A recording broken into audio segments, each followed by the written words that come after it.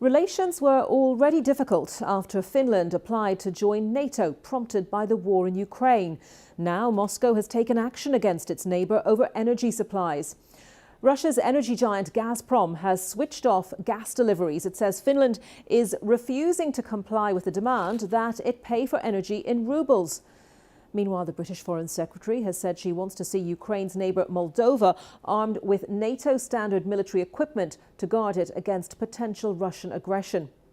In Ukraine itself, Russian forces are intensifying their battle to capture more territory in the eastern Donbas region, and they've taken complete control of Mariupol. With more on the fate of the soldiers captured there, here's our correspondent in Ukraine, Joe Inwood.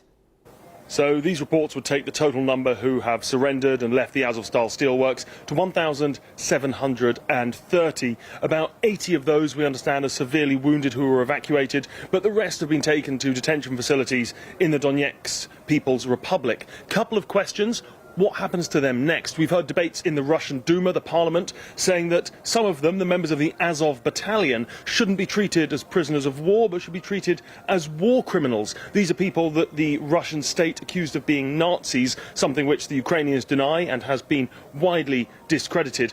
But it does seem that not all of them potentially will be treated according to the Geneva Conventions.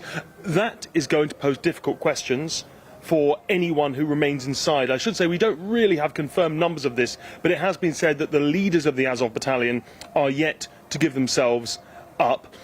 The United Nations and the Red Cross, we understand, have been involved in monitoring their treatment, their situation, and the Red Cross say they are documenting the locations of these people. But what happens to them, whether they are given over in some sort of prisoner exchange with the Ukrainians, or whether some of them are put on trial for some charges as yet unknown, is going to be a really, really important question, the answer to which we'll find out in the coming days, weeks, months even.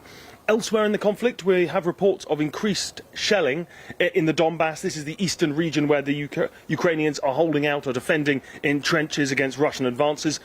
We've got reports of continued Ukrainian counter-offences around Kharkiv, the city in the north, that they've recently repelled the Russians from. And finally, reports of Ukrainian shells destroying an alcohol factory inside Russian territory, killing one man, a van driver. And we are seeing increasingly these instances of the war finding itself onto Russian territory, something the people there were not really expecting and don't seem to be particularly comfortable with. And as we're reporting, Russia's energy giant Gazprom has switched off gas deliveries to Finland for refusing to comply with the demand that it pay for energy in rubles. I spoke earlier to Amalinda Lindberg from the Stockholm Environment Institute, and she told us how this might affect the cost of living in Finland. Now we are approaching summer and the weather is not as cold. And Finland's main energy need is actually coming during the winter season. The gas supply from Russia has been mainly channeled into the heavy industry, as well as the heating necessity for the household in Finland. Now, as we are approaching summer, that necessity or the demand for the heating is obviously going down. And hence, that's actually giving a good opportunity for the government to prepare for the next winter, to secure the energy supply for the next time.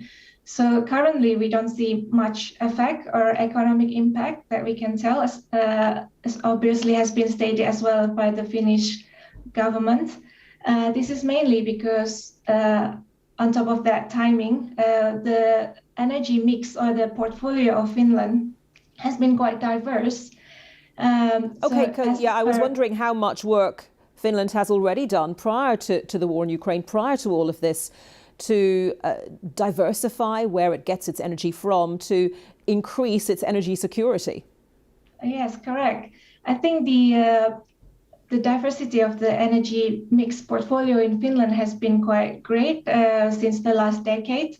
I think we can see that forest has been one of the main key energy source. So Finland has been relying on the wood fuel from their forests, as well as the hydropower, as well as the nuclear power. I think we can say that only around 20% of the total energy consumption in the 2020 is coming actually from the fossil.